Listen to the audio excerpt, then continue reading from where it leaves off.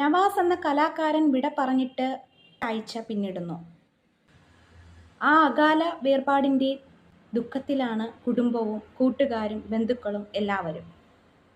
അതിനിടയിലേക്ക് പുതിയൊരു വാർത്ത കൂടി എത്തുകയാണ്. നവാസും രഹിനയും ഏറ്റവും അധികം ആഗ്രഹിച്ച ആ ഒരു കാര്യം സംഭവിച്ചിരിക്കുകയാണ്. എന്നാൽ ആ ഒരു സന്തോഷ വാർത്ത അനുഭവിക്കാനോ കേൾക്കുവാനോ ഇന്ന് നവാസില്ല. നവാസും രഹിനയും അവസാനമായി ഒന്നിച്ചഭിനയിച്ച ആ ഒരു മൂവി, അവർ ഒത്തിരി ആഗ്രഹിച്ച ആ ഒരു സിനിമ ഇന്ന് പുറത്തു വന്നിരിക്കുകയാണ്.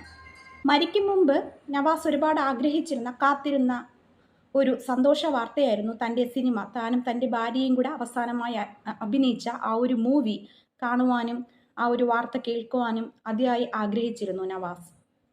രഹിനയ്ക്കൊപ്പം ആൽബം വീഡിയോസൊക്കെ ചെയ്തിട്ടുണ്ടെങ്കിലും ഒന്നിച്ചൊരു സിനിമ ഒരുപാട് ആഗ്രഹിച്ചിരുന്നു നവാസ്.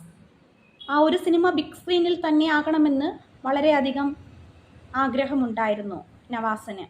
ഇപ്പോഴിതാ 2 ദിവസത്തിന് മുന്നേ യൂട്യൂബിൽ ആ ഒരു സിനിമ റിലീസ് ചെയ്തിരിക്കുകയാണ്.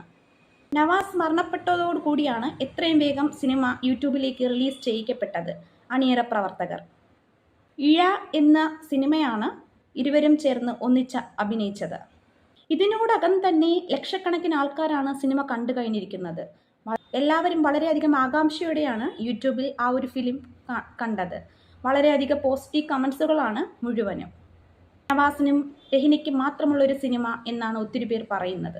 മരണം വരെ രഹിനയ്ക്ക് ഇതൊരു സമ്മാനമായിരിക്കും ഈ ഒരു മൂവി എന്നാണ് എല്ലാവരും പറയുന്നത്. അതും വലിയൊരു സമ്മാനമായിരിക്കും. മികച്ച അഭിപ്രായങ്ങളാണ് സിനിമയെക്കുറിച്ച് എല്ലാവരും പറയുന്നത്. എല്ലാവരും ഒരു തവണയെങ്കിലും ഇഴ എന്ന് പറയുന്ന മൂവി കാണുക. നവാസിൻ്റെയും രഹിനയുടെയും ഒത്തുചേർന്നുള്ള അവസാന മൂവിയാണ്.